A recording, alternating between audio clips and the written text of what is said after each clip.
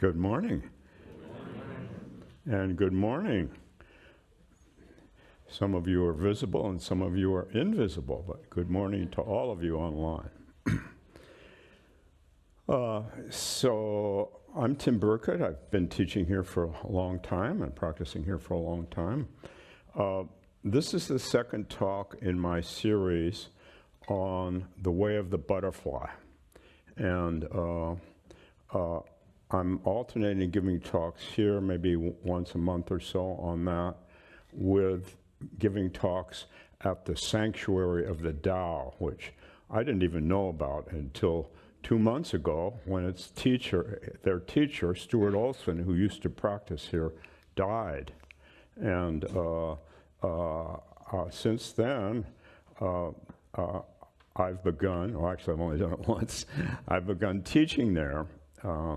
And I can't really fill his shoes because I can't do Chi Chuan or Qigong or any of that stuff, but I have the Taoist teachings in me because they're so core to Zen Buddhism.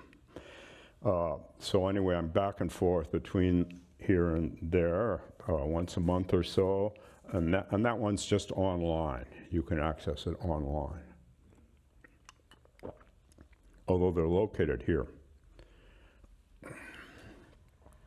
So my last talk at Zen Center focused on uncertainty in the practice of saying yes.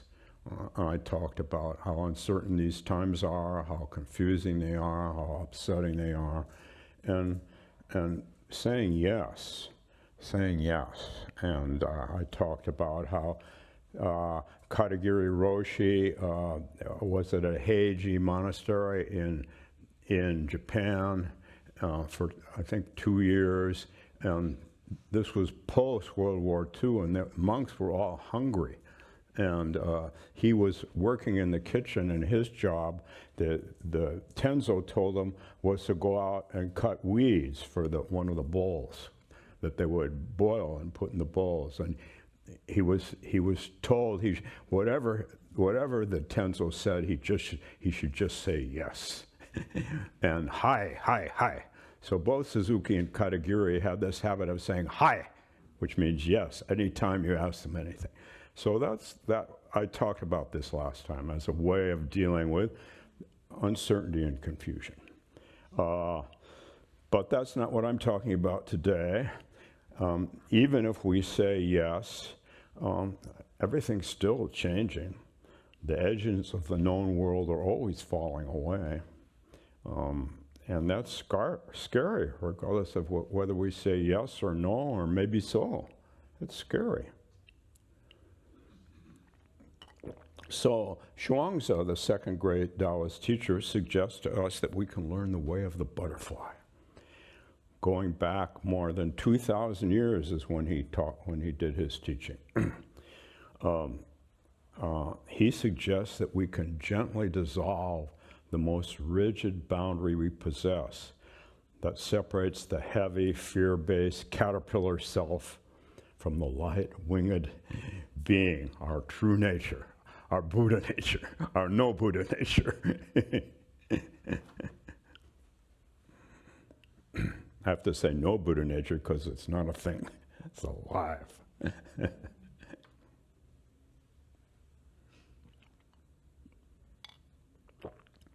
So this past summer, I had the good fortune in this backyard to see maybe 4 or 5 monarchs, thanks to Pat Canby and John Brune, who've been cultivating the plants for the butterflies. I think I saw 5 monarchs. I thought monarchs were going away, becoming extinct, but not in our yard. Thanks, you guys. Thanks, you guys.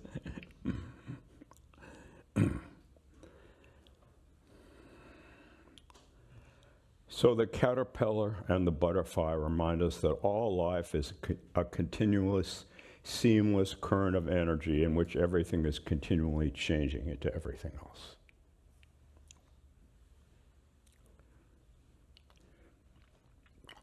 But that this life current flows simultaneously through the thick concrete convictions of our daily thought and the phantasmagorical forms of our nighttime visions.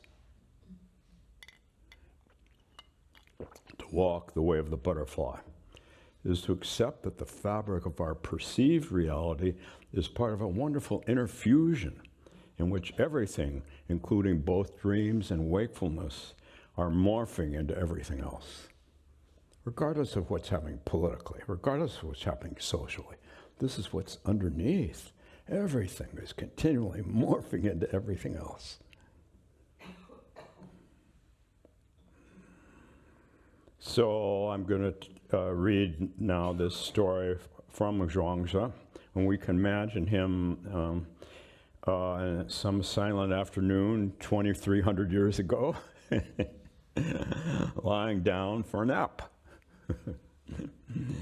The question he woke with is not a question for the intellect to solve, but it's a question for the heart-mind to live. An instruction for the heart-mind to live. Once Zhuangzi dreamed he was a butterfly, a flitting and fluttering butterfly, happy with himself and distinctly at ease. He did not know that he was Zhuangzi. Suddenly he woke up, and there he was, distinctly, Zhuangzi. But he did not know whether he was Zhuangzi, who had just dreamed he was a butterfly, or whether he was a butterfly dreaming he was Zhuangzi. He delighted in the continual transformation of things. So he wasn't distressed. He was delighted by the wonder of everything changing, everything morphing into everything else. He was happy with himself and completely at ease. So Zhuangzi tells several stories about this that use different analogies in the butterfly. I'm going to read another one and then come back to the butterfly. So this one is he's telling about a second person who is happy with himself and completely at ease. That's splay-limbed shoe. Splay-limbed shoe. I had to look up online what splay limbs are. It doesn't sound very pleasant. Bow-legged, at least you can walk. Splay-limbed, I'd say you walk at all. Anyway, this is the story about splay-limbed shoe. Splay-limbed shoe is happy with himself and completely at ease. His shoulders are above his head and pinched together so they point to the sky. His 5 organs are on top, his thighs tight against his ribs. Shu is in no danger of being conscripted into the military or pressed into forced labor. Instead, he lives contentedly in his community, supporting himself by plying a needle and taking in laundry. He is able to enjoy himself and live out the years heaven gave him, precisely because of his splayed limbs. So Zhuangzi is suggesting in his stories that we can let go of our attempt to impose walls of identity on ourselves that we cling to, that we can let go of that. We can let go of that. So back to the butterfly. I'm going to read the butterfly dream again because I'm going to talk about it some more. Once Zhuangzi dreamed he was a butterfly, a flitting and fluttering butterfly, happy with himself and distinctly at ease. He did not know that he was Zhuangzi. Suddenly he woke up, and there he was, distinctly Zhuangzi. But he did not know whether he was Zhuangzi, who had just dreamed he was a butterfly, or whether he was a butterfly dreaming he was Zhuangzi. He delighted in the continued transformation of life. So this butterfly's way whispers to us that the reality we cherish with names, roles, and concrete walls is woven from the same gossamer thread as a reality when we fly unfettered. They're both woven from the same gossamer thread.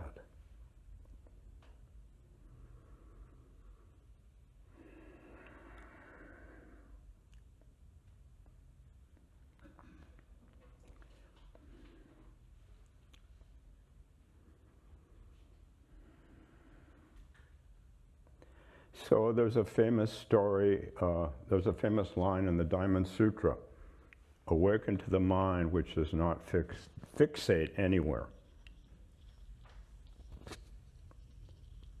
This mic does not want to fixate on my hearing aid.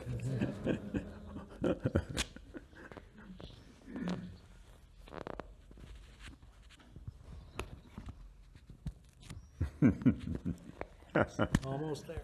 All right. Almost there. Let's try that. Awaken to the mind that does not fixate anywhere. Supposedly, Wei Neng, the sixth ancestor in our lineage, heard that line before he had ever started sitting in meditation. And he experienced a wakefulness, an openness, a lightness, a joy. And we don't know. That's probably an apocryphal story, but these are all stories are probably apocryphal. Who cares? Who cares? So Zhuangzi is suggesting that maybe we can discover that our waking life is simply the longest, most convincing dream we all have. Maybe our separation between the dark of our dreaming self and the light of our conscious mind is as permeable as everything else. So many, many years ago, I was at our new Zen monastery in California called Tassajara. I was practicing with great diligence and rigor. It's true, great diligence and rigor. Although I didn't know about diligence, and I didn't know about rigor. I was just really into it. And so into it that for the month before we had our 7-day retreat, I didn't talk. I talked to my wife, but I didn't want to talk because I wanted to go deep and move beyond the confines of Little Tim.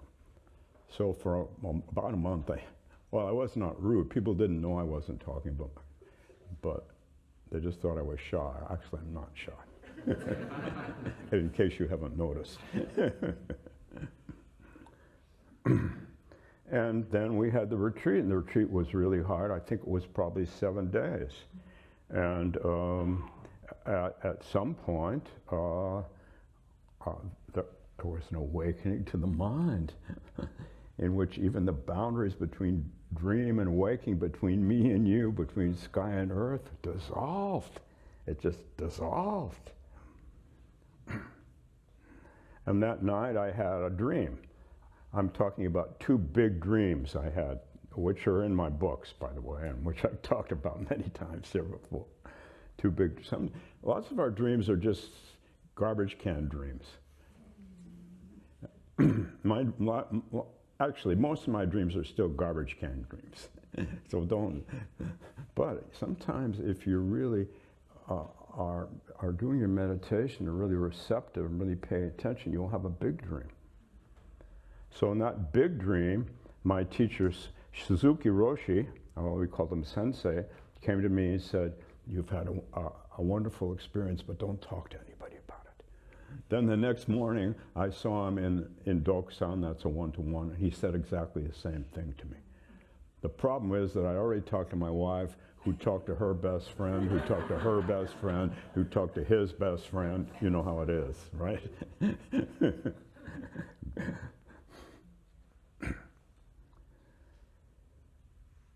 So we can appreciate the way of the butterfly. We can awaken to the mind, in which even the boundaries between dreaming and waking are permeable. So instead of Zhuangzi or Tim believing he is the enduring subject, form is not separate from formlessness. Form is not separate from emptiness. Form is emptiness, emptiness is form. Form is formlessness, formlessness is form. It's not just some intellectual thing, you guys. It's reality. It's reality. The same cosmic flow. The dream is inseparable from the reality that frames it. Tim is inseparable from the reality that frames him. Ruzan is inseparable, et cetera, et cetera. We're all inseparable. Oh, we're not separate. Isn't that wonderful? That means we can really love each other deeply. We're not separate. That means we can really love each other deeply, deeply, deeply.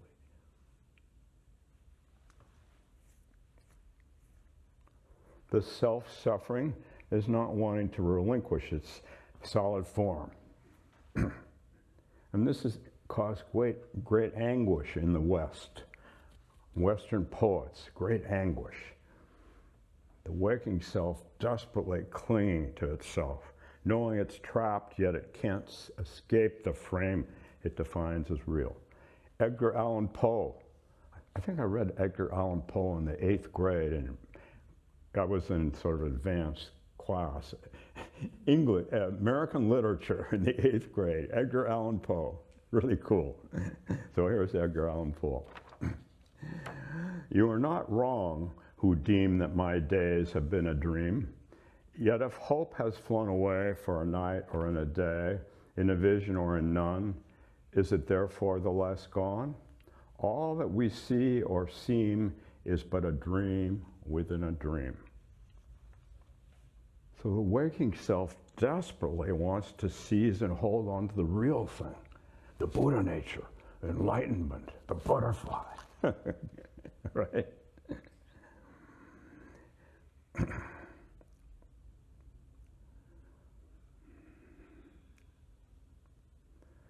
We know we're trapped, yet we can't escape the frame that defines us. But my good feeling toward all of you and to all of you guys is, may you crumble and dissolve into the flow of life.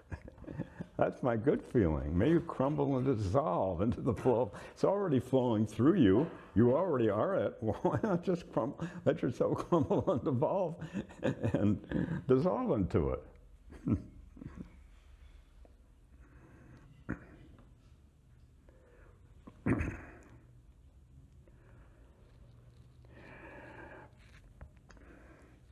And sometimes we recognize the illusion of solidity, but we still cling to it. And Zhuangzi is telling us, is suggesting, indirectly with his metaphors, that we can let go of our clinging, that we can feel this permeability and recognize it not as an end, but as delightful ongoing reality. The butterfly's lightness and buoyancy is our own lightness and buoyancy. Is that possible? Is it possible? How could it not be possible? How could it not be possible? So-called reality is structured as a dream within a dream within a dream. One, 3 types of dreams. 1, the collective dream of separation that makes the universe appear fragmented. 2, within this dream, my own personal psychological dream of ego and striving. I was a guiding teacher here for years, and who are these other whippersnappers guiding us now? They're always going to be whippersnappers from my point of view, you know? Right?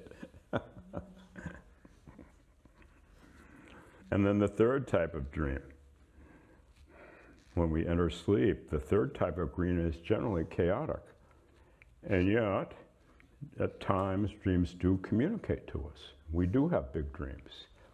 The 2nd dream I'm going to talk about today is a dream I had before that dream I just talked to you about. Maybe I had it a year before, and I'd been practicing in San Francisco Zen Center and having an awful time. My body would shake, and I've talked about this a lot. And I really couldn't do it well, but Suzuki just kept urging me on, my teacher, so I just did it. But I was ready to give up. And then I had a night dream in which the 2 guys who sat the most perfectly in the Zendo, they were tall guys, and they sat perfectly. They were there, and they took up the whole room, and they were perfectly And then Suzuki was about 4'11", and I used to be 5'6". My daughter says I'm 5'2" now. I think she's wrong, don't you? I'm sure she's wrong. Anyway, wait till I get to be 90. Well, maybe I'll be my teacher's size by then. So in that dream, these two guys with long legs were standing, actually, and taking up the whole zendo, standing. And I was down really at the bottom by the floor, and Suzuki somersaulted into the zendo and started somersaulting around these guys, and he was beckoning me to somersault with him. And then I woke up. Well, then that was very encouraging for me. I didn't give up. I stayed with it. Here I am. Here I am.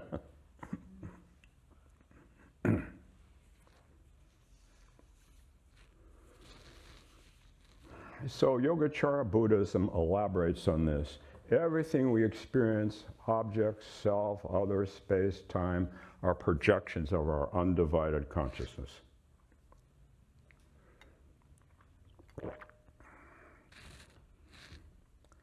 The dream we have at night, and the chair or cushion or microphone are made of exactly the same stuff. The difference is only in the persistence of the projection. This chair seems to last longer.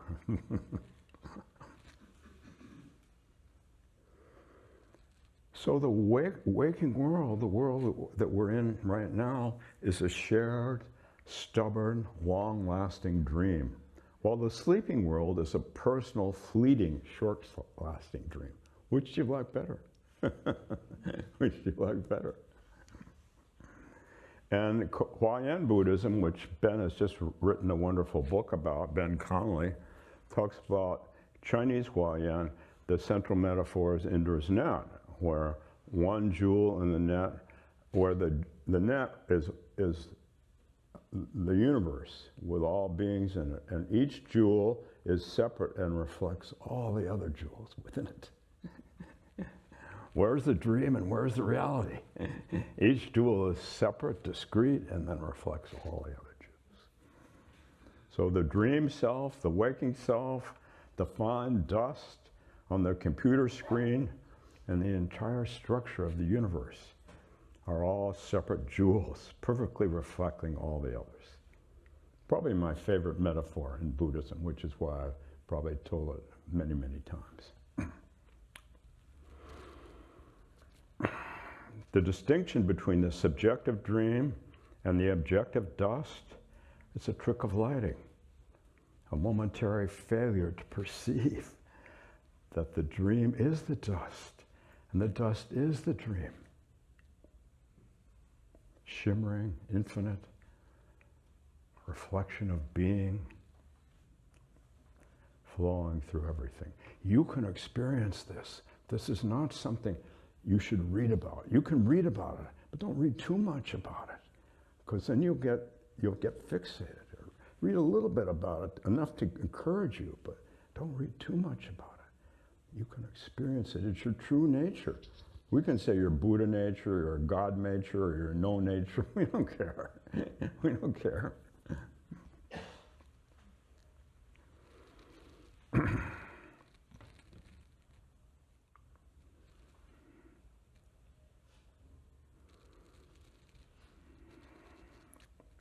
So the realization of the dream within a dream structure requires the dark labor of the cocoon. The cocoon, the caterpillar in its waking, consuming, crawling, consuming, crawling, consuming, crawling. We used to my sister and I used to put caterpillars in jars. We used to get them. Any of you do that? We got them in our yard and we put them in jars, and then we'd feed them fresh leaves every day. And if we forgot, they died usually. They needed fresh leaves at least once a day. How many of you did that? Wow.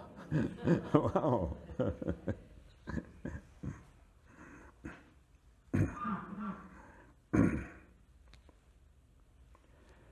So,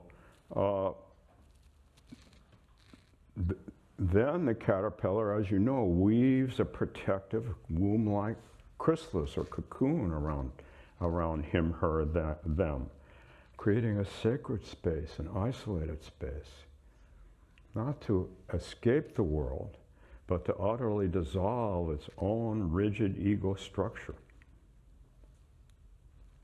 And it takes 10 to 14 days. I couldn't remember how I Googled it.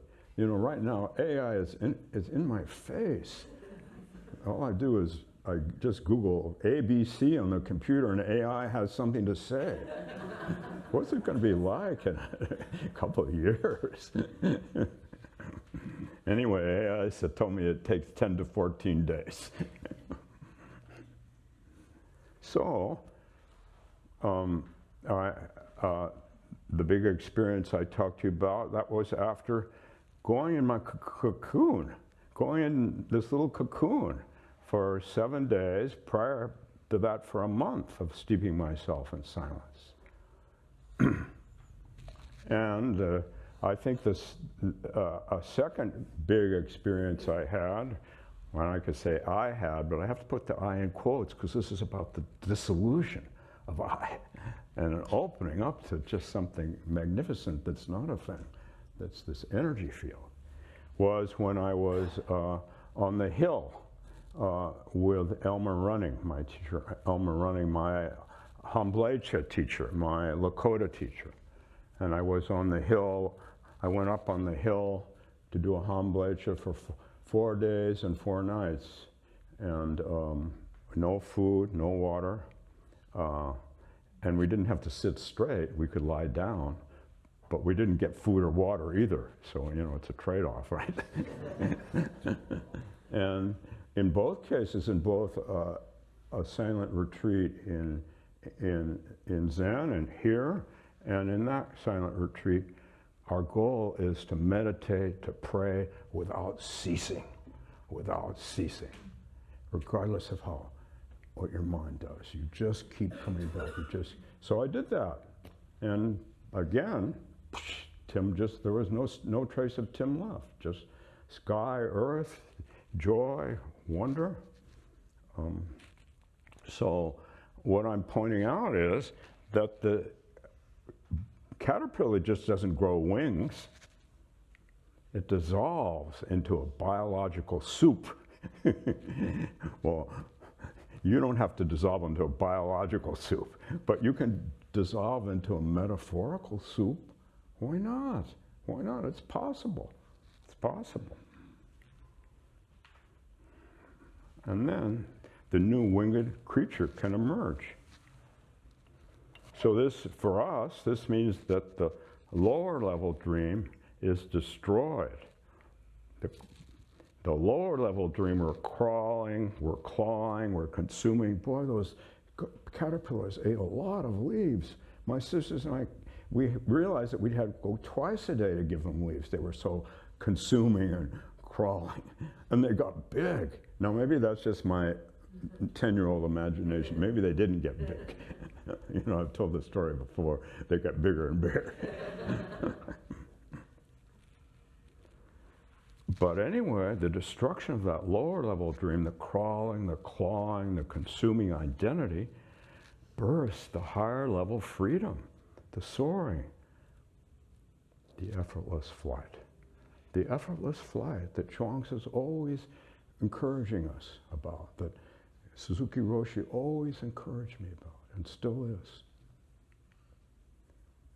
The rigid, pudgy, awkward caterpillar morphs into a delightfully soaring butterfly. But this means moving through bewilderment that dominates our crawling and consuming. Stepping through the paper myth of our identity.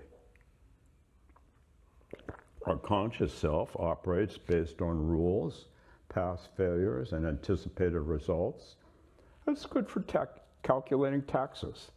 It's pretty good. We need it for calculating taxes. It's good for planning your day. You need it for planning your day.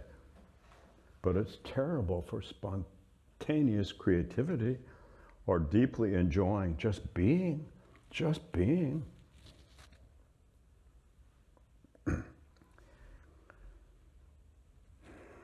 So another story about my teacher, which I have told many times.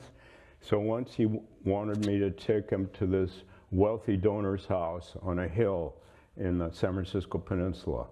And we drove around and he seemed to be a little lost. And finally we found it. He said, I'll go in, you stay in the car.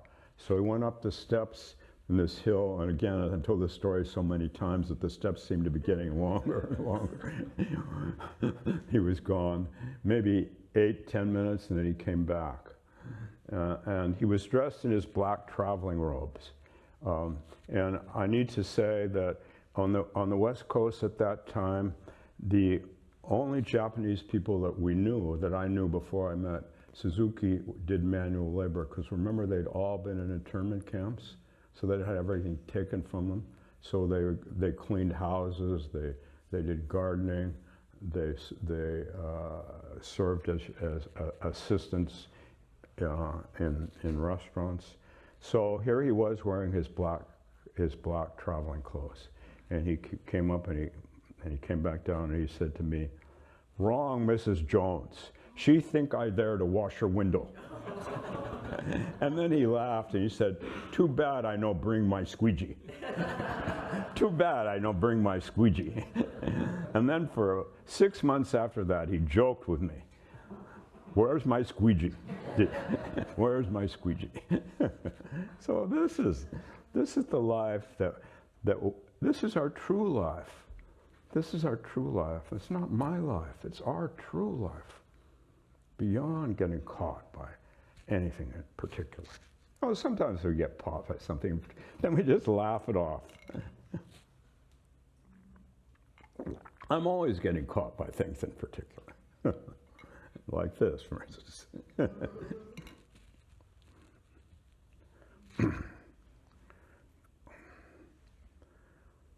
So the caterpillar butterfly, suddenly knowing how to fly, having spent time being still.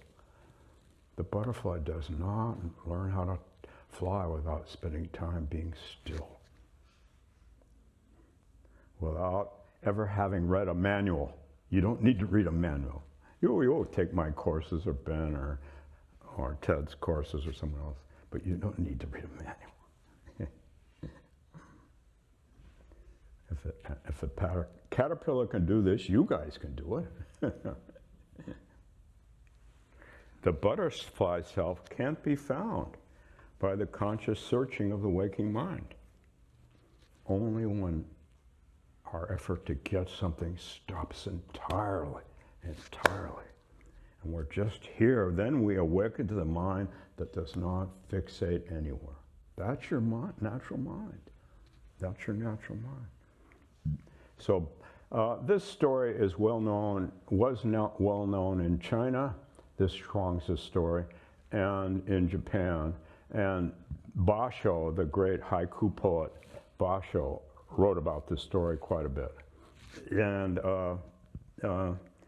he had a wakeful moment when he wrote his friend Doi. And he said, "You're the butterfly, and I'm the dreaming heart of Zhuangzi. I don't know if I'm Basho, who dreamed that I was a butterfly named Doi, or that winged Mr. Doi is Basho." You get it? You get it?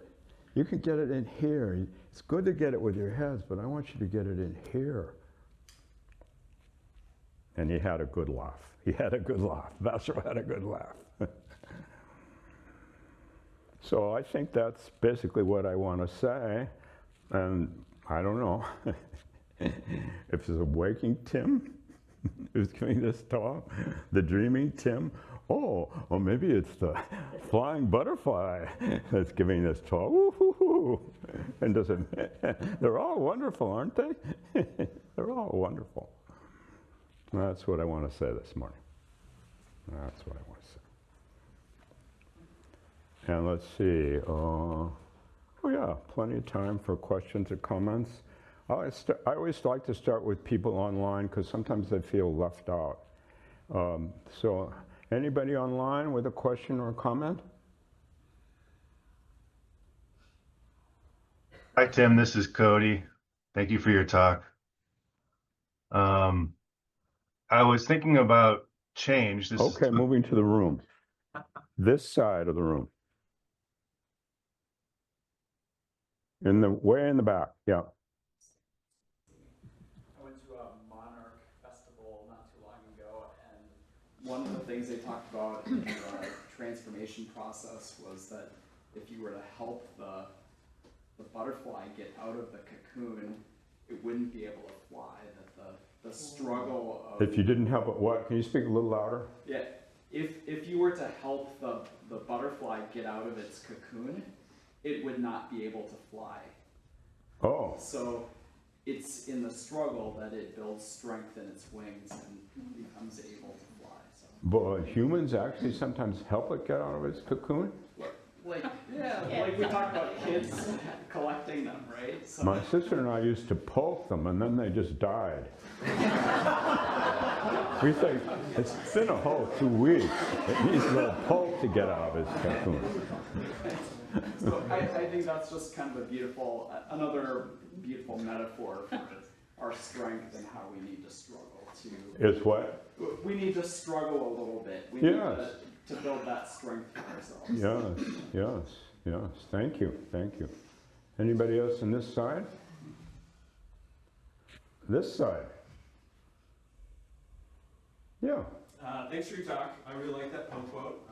Very interesting. I'm curious, in the greater scheme of Buddhist literature, do the wise masters talk about sleeping dreams a lot? I know there are other spiritual practices that put a lot of stock in dreams. In the greatest, in Buddhist literature, is there a lot of discussion of dreams? Yes.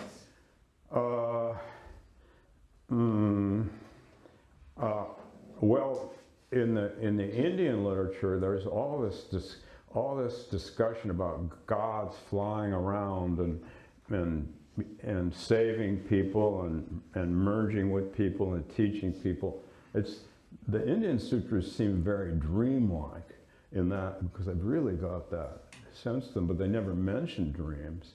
Now, in Tibetan Buddhism has a lot of specific practices related to dreams.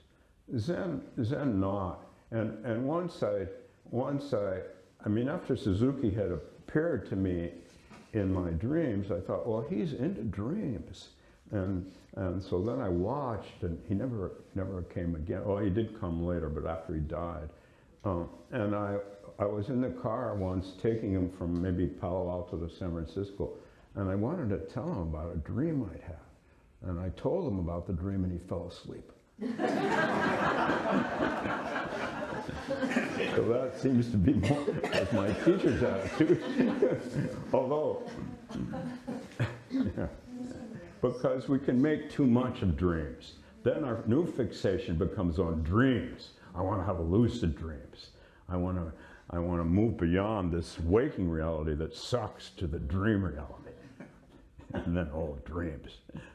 I had a lucid one last night. Everybody's compares who has the most lucid dream. So that's why my teacher just fell asleep on me, I think. Great, thank you. Sure.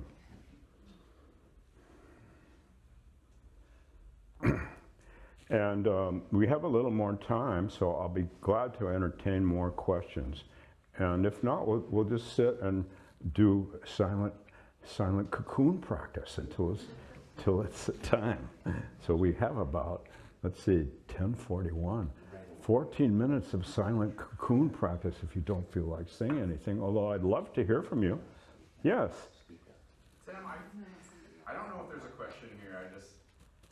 I feel like it's so easy to get wrapped up in the conventional truths around us. Like, gotta be at the Dharma talk at 10 o'clock, or I have to pay my bills, or I have to be nice to this person, or whatever I feel like I have to do. absolute truth is that we're connected, and you can let go of all the things that you feel like you have to do and just be. How do you balance those things? Like, what do you do? Well, conventional reality is ultimate reality too. Conventional reality is ultimate reality too. So if I just take care of paying my taxes and I just, every time my mind wanders off, I just come back to doing my numbers, I can experience a wonderful wakefulness from just, I may hate it at first, but after a while, there's no difference. Conventional reality is ultimate reality. You can feel that. I'm not talking about some intellectual thing. You can feel that. But if you don't practice steeping yourself in silence through some sort of meditation or hamblecha, that's a vision quest in Lakota, it's very, very difficult. Very difficult. Because we're so caught and so consumed by our thoughts.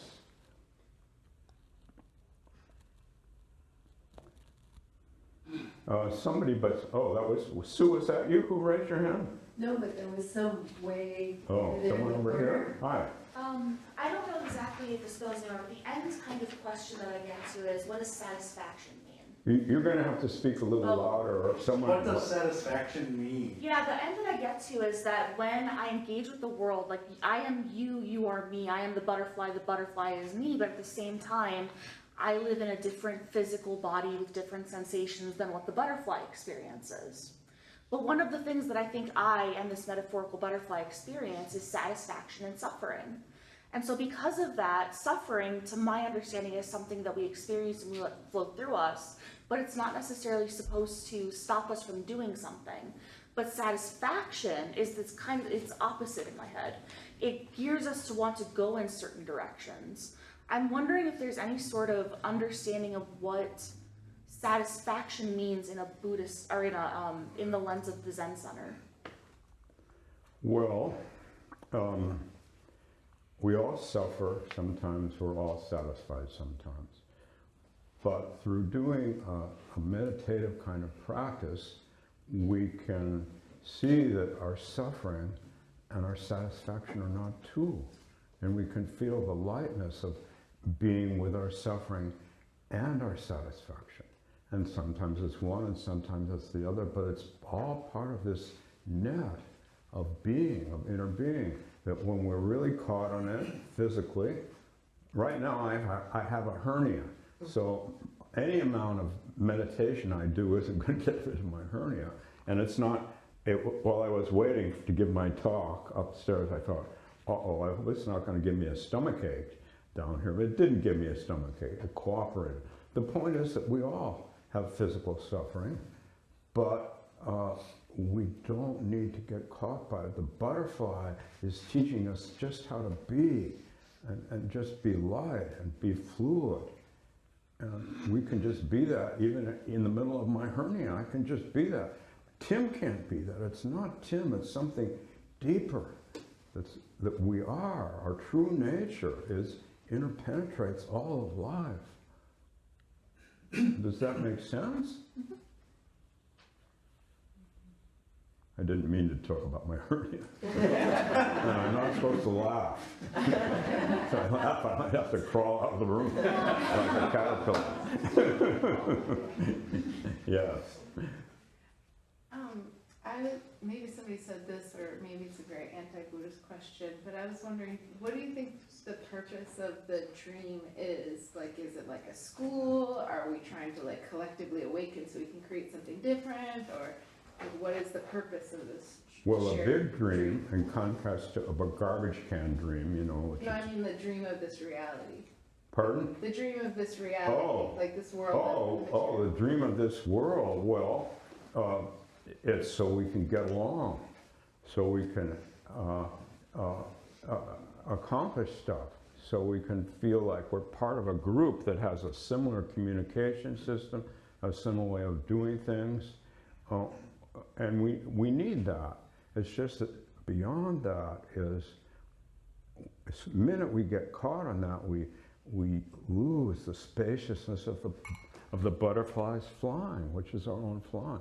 But we need that. We have a collective, a conventional way of thinking about the world based on our linguistic structure, based on the way our parents treated us. We all do, and we need those conventions. We need those conventions, but we also have the potential to move beyond them, But we need them. Does that make sense? Yeah. Uh-huh. I just mean, like, is there some sort of greater purpose of like something where, some reason why this world is, this material world exists that we're supposed to, or is it just for like our enjoyment, or is it so the divine can experience itself through other eyes, through different eyes? Well, different forms, or? from a Zen point of view, which I guess is my point of view,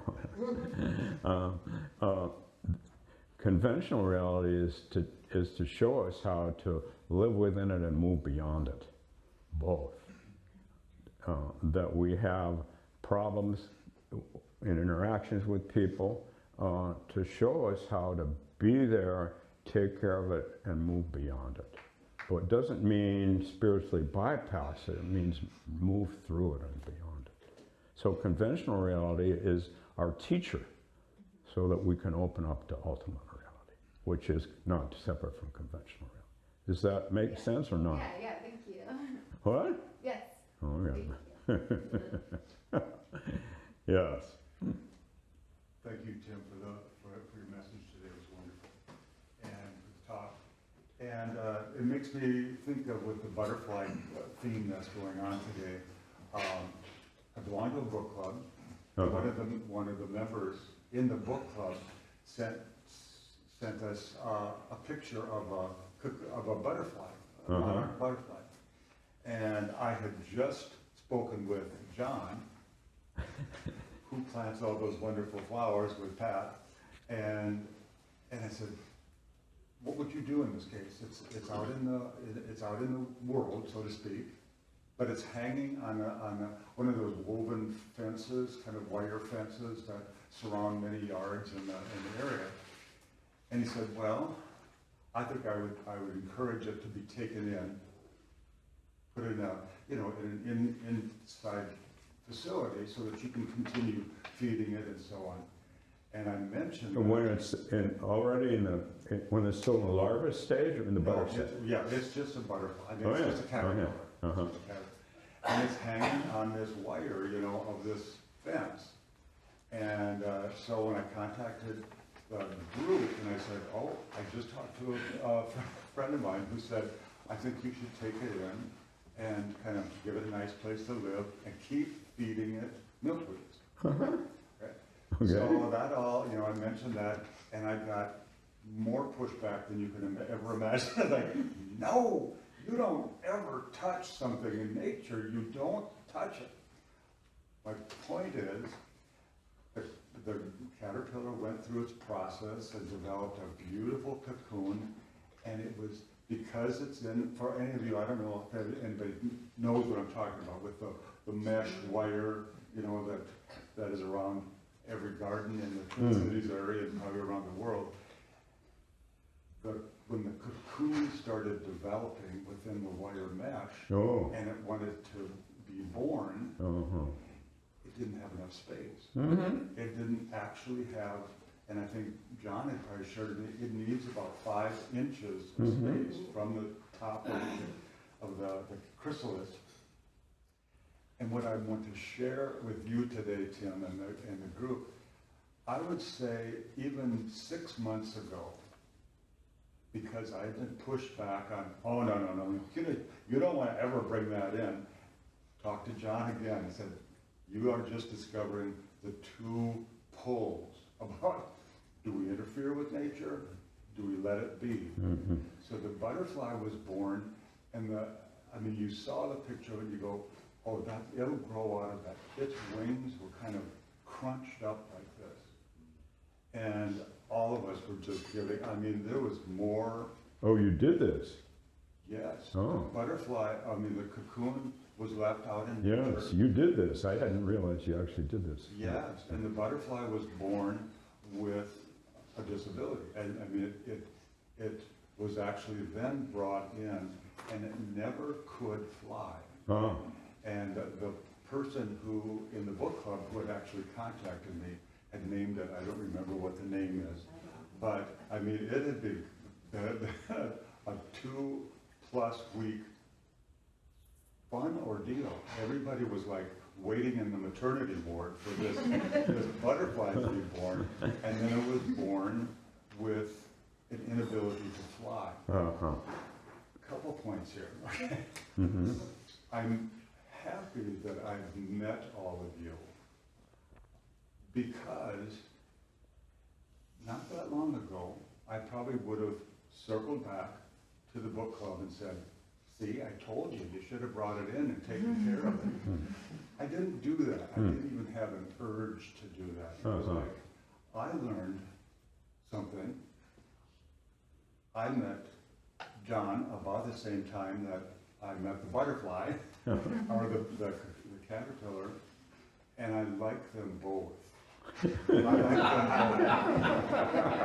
And I liked the butterfly, and the butterfly died shortly after. And because it couldn't, and it literally could not spread its wings.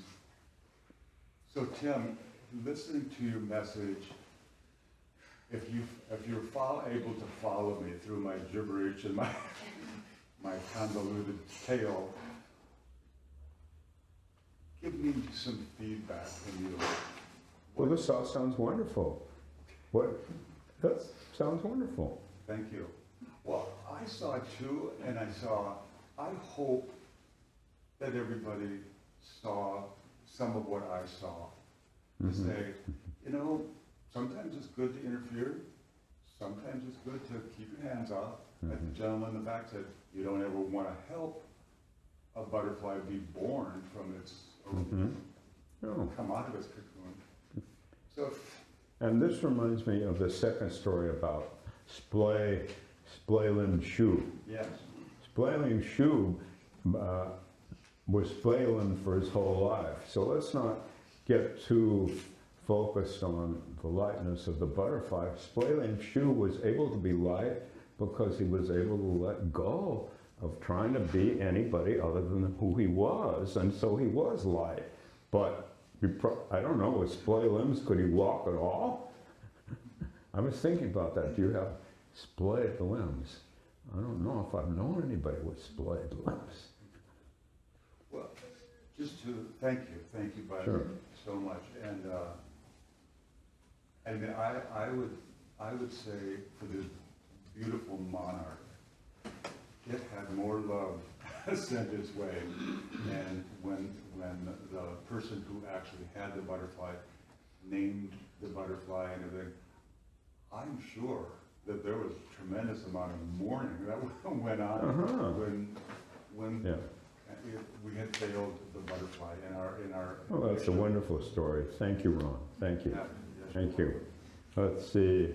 Time for one more, if there is one.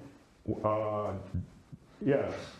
Could you speak a little bit more to how you balance your period of silence, but also talking to your wife? How did you balance your silence with? Well, in the first place, it was important that she understood what I was up to, and she supported it. That's really important, because if she hadn't understood it and supported it, it would have been very, like a couple of years after that, my first son was born. If I had done that after my first son was born, that would have been really cruel. So it's all about finding times when we can do this without hurting other people, and then making a commitment to steeping ourselves in silence. Now you start with these short sits every day, 20 minutes, but you have to, well, this is just me, based on my experience in my life, steep yourself in silence, more than that even, more than that. But you don't want to get rigid about it. So, the interpersonal part is so important.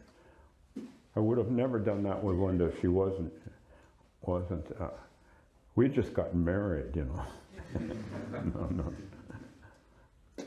No. But she knew what she was getting into when she married me.